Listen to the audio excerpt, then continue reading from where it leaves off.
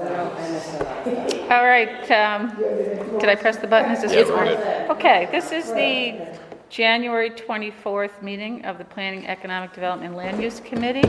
Council members present, Ginny Farrell, Judy Doshate, and myself, Kathy Fahey. Other council members, Joyce Love, and President Pro Tem Richard Conti.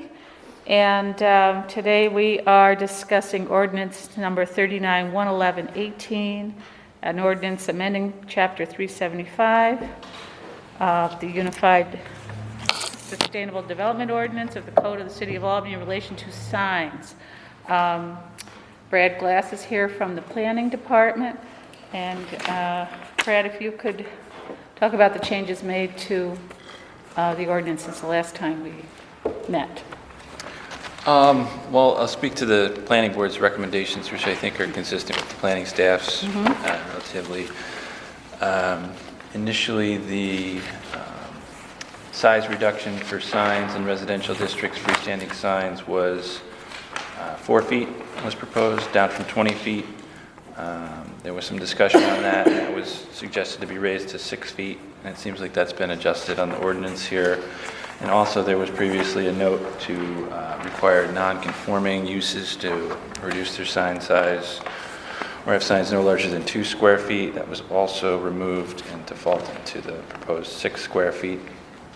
And then I just had a couple of comments on, I think overall we're agreeable and on the same page with the ordinance.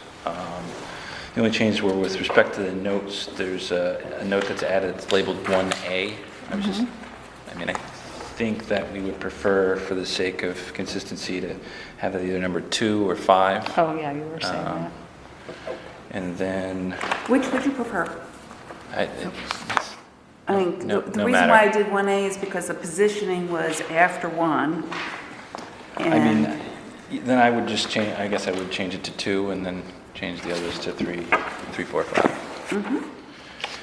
And then also reading that section, it kind of ends with provided such sign is consistent with the character of the building and the neighborhood in which it is located.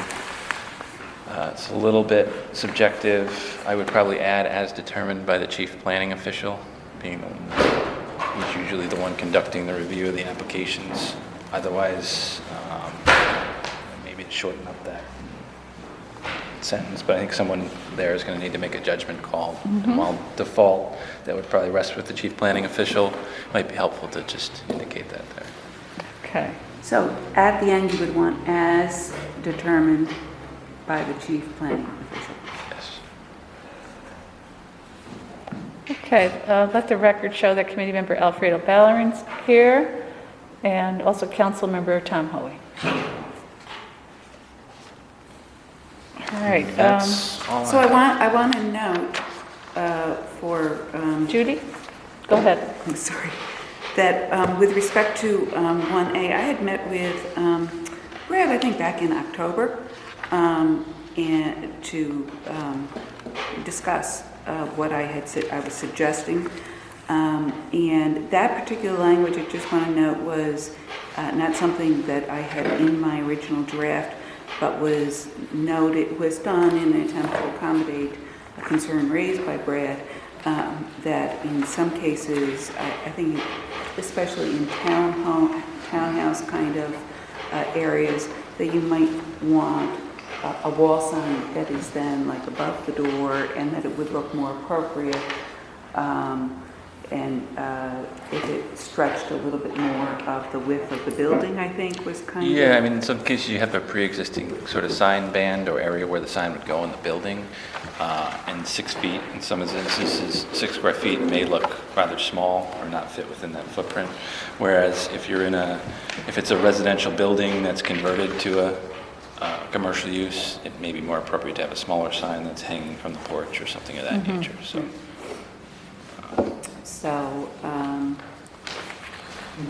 and I would just add, with respect to signage in general, I think that there's really no one right size for a sign. There's a number of building types and setbacks and things that affect what signage is appropriate. So I think we still, in some cases, will see some applications for area variances, which may be appropriate. I think we can continue to refine this as we move forward.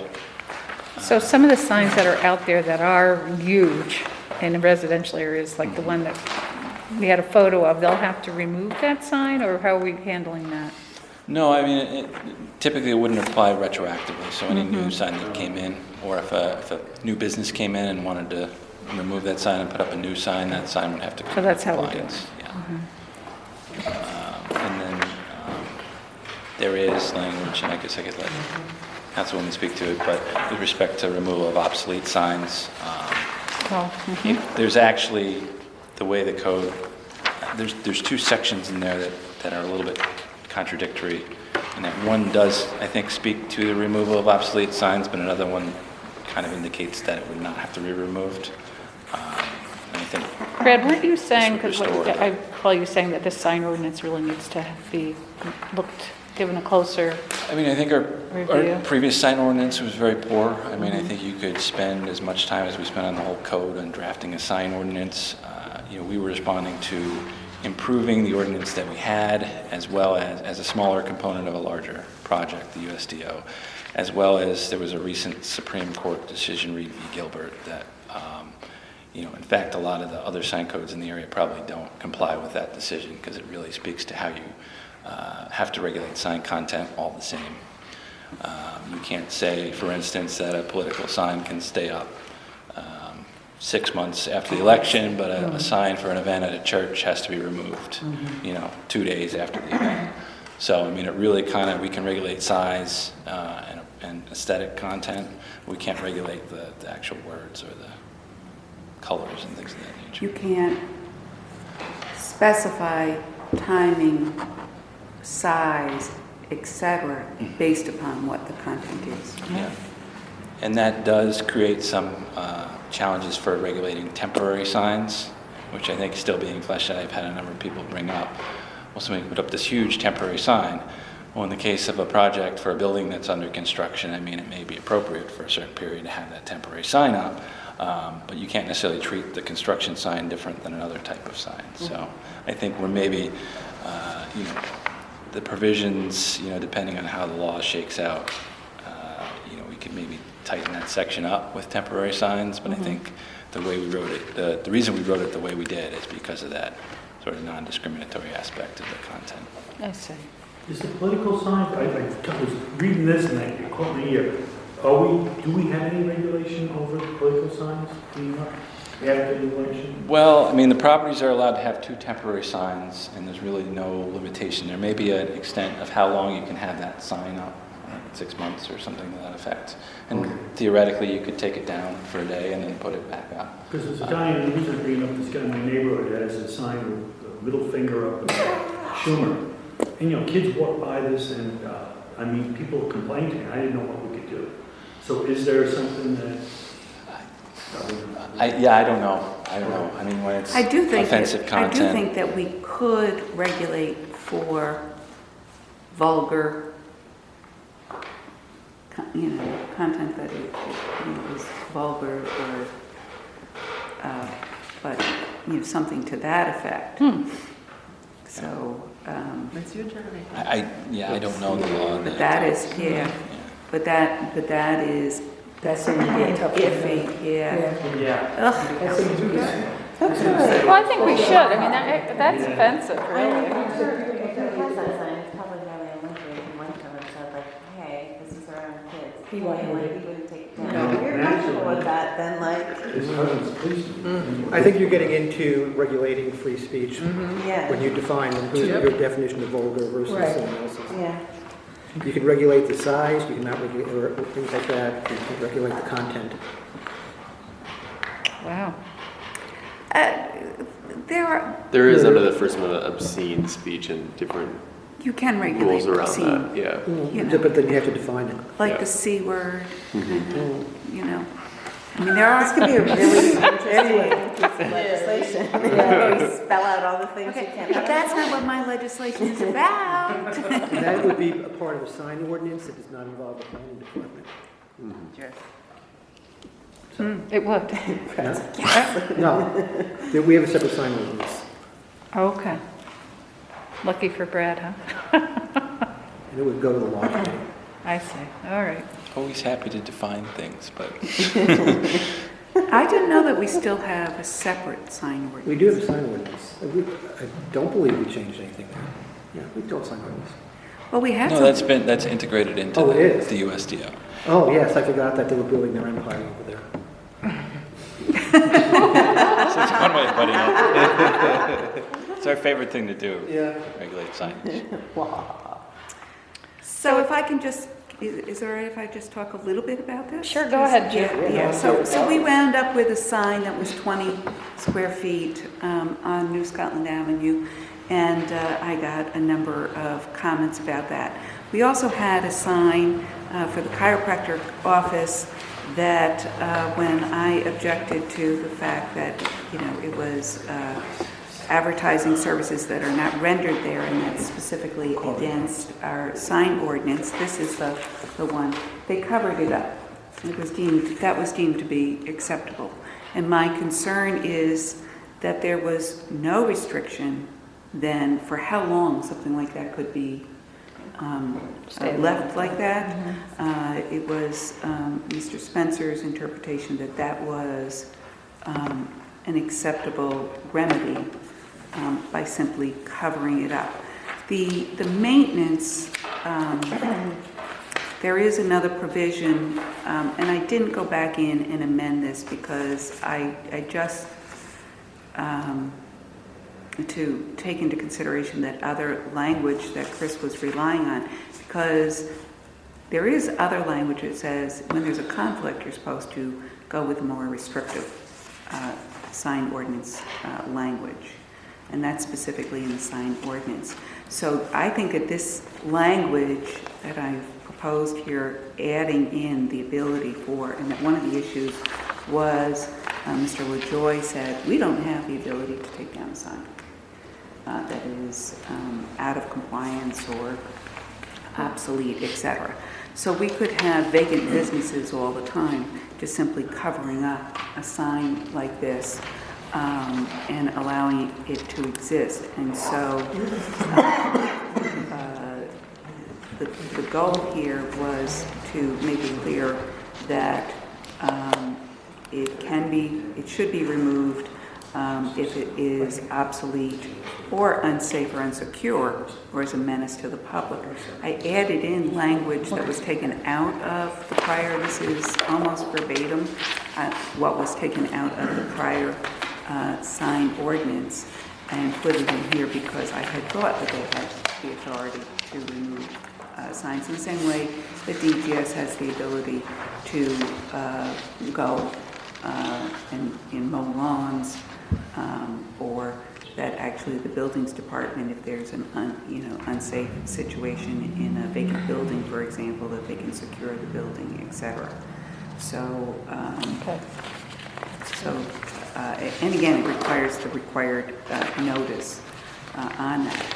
I did amend also the non-conforming sign ordinance, which basically says it can be continued as long as the specific business to which any sign pertains continues to operate at the same property. So otherwise, they would need to get a sign permit, I think. If it were a new business, they would have to apply for a new sign, and that would be subject to the... I mean, the intent is usually to gradually come into conformance, so Right. I don't find that to be unreasonable. So initially I did propose 4 feet. There are a couple places where actually for in a MUNE, neighborhood edge area, the limit for a sign in front of a residential building is 4 square feet. One of the reasons why I went smaller is I was like, well, in some cases, I mean, in residential areas, we also have where you have a home office use. It's limited to 1 square foot. It can only be up against the wall. Oh, so why not in a neighborhood edge as well? Is what you're saying? Well, so no, my point is, this all pertains to residential areas. So now there may be some residential area, it's kind of hard to do a one-size-fits-all. because, townhouse, they might, townhouse development, they might want a bigger sign than a 6 square feet, but what I was doing is looking for something that was a compromise that would not be offensive being next to your house if somebody, had a business,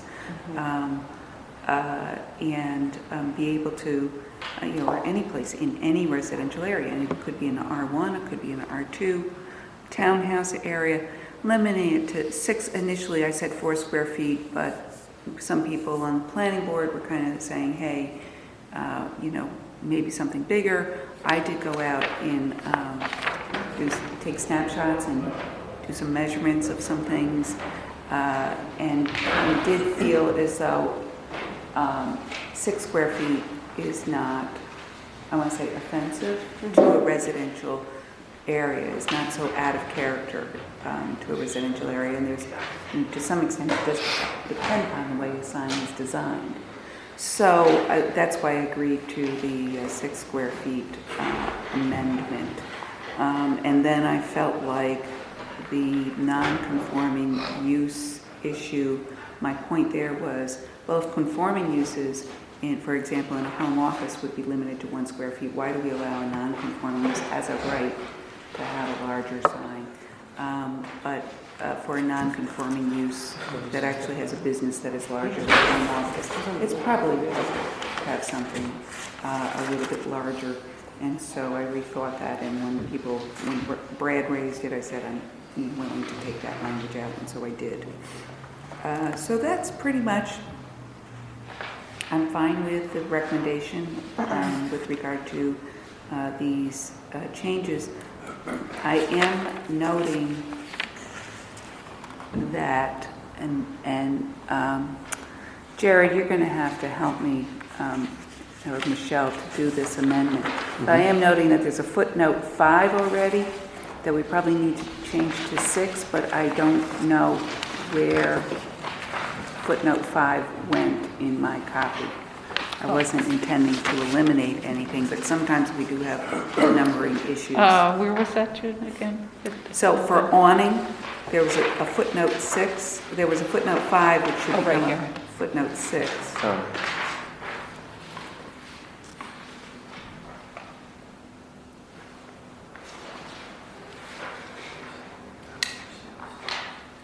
But footnote 5 is missing. So everything else, actually, what I'm noticing here is, I think that just needs to be 5. And I think that gets kept. I think what happened here, Oh, so keep it 5.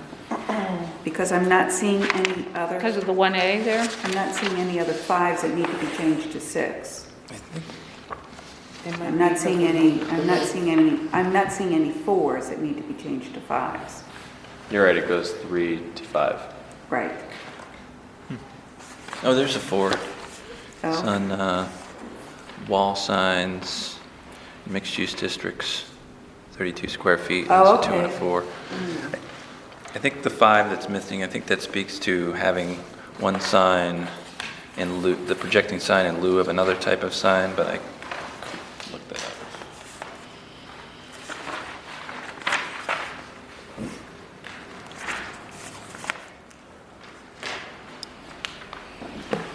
Question? All right.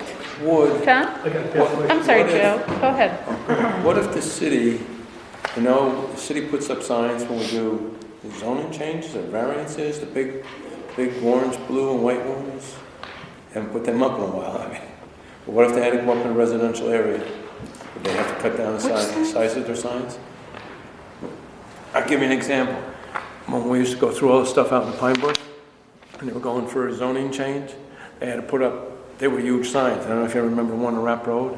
Yeah, remember the big signs they I had to think put with up? the huge sign, I'm thinking for maybe an environmental impact statement sort of review that would, I thought it was any time, because we didn't have many zoning changes out there. maybe it was a zoning change. That's what I think was. But I don't know how many times, is there any other time where we have to put up signs in the city of Albany in a residential area that you would know of? we have our lovely flashing signs that I'm not particularly fond of. That is, the mobile. the APD mobile ones kind of thing, which I think, And I hope they have some out tonight so people miss some of these flood zones. Well, those would be in it's the right flooding, of way, it's so. flooding Oh, down yeah. Sheridan. Oh, Yeah. Oh, Manning and Marvin. I mean, schools would definitely could fall into that, but. I mean, I think most of the schools are zoned MUNE. not in residential districts. I think they're mostly in mixed-use neighborhood edge districts or up from there. Although we have had, particularly with LED signs or scrolling signs, I mean, there are desires for schools and churches to have those, and we did kind of limit that to, I think, 20% of the sign in certain districts and not allowed in other districts. So, I mean, that's something that, maybe something to consider in the future. But we haven't found a way where we can single out and say a school can have a different regulation than another type of use. I mean, it may be. However, they could always apply for a variance They could, yeah. also. That's what, this, one of the schools in Yeah. it was controversial. oh, Yeah, I was curious Yeah. about for sale signs. When somebody's selling their house, does that fall under this? It's a temporary sign. Okay. Some of those commercial ones, maybe they did. Well, the other thing is, I did, one of the signs I took a picture of is a typical for sale sign, and that was one of the ones. I had also previously recommended that we reduce the height of the sign, I think, to 3 feet. And then when I was going out and taking pictures, I decided that the 5 feet seemed to be an appropriate height. So most, even if it wasn't considered a temporary sign, most for sale signs are going to fall within this. And if it's really a residential area, you probably don't want it to be bigger than No. that. And a lot of people don't like people signs, but you do see a lot of them up there. I didn't realize it was And the temporary signs for residential areas are limited to 6 square feet. Sometimes we have real estate agents ignoring that. I mean, again, to some degree, it comes down to enforcement. yeah. Yeah, and reporting. I mean, if nobody says anything about it, then. Okay, any other comments, questions? All right. Would somebody like to make a I don't know if I motion? ever answered your question. I'd like to make a motion that we report this as a committee with the favorable recommendations with the amendments to the footnotes as noted. Okay, very good. Second, Ginny? Second. All in favor? Aye. Anyone against? All right. Meeting concluded. Thanks, Brad. Thanks, everyone. Thanks, Brad. So now we shuffle seats.